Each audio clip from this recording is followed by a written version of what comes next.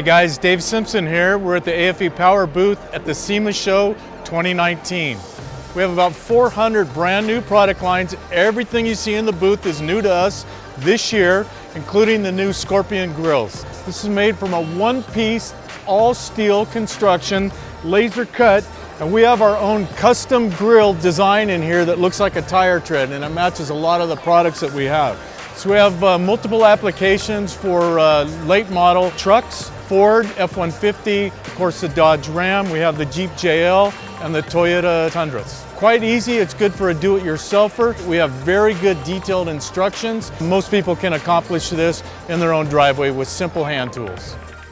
So this is the Scorpion Grille for the Jeep JL.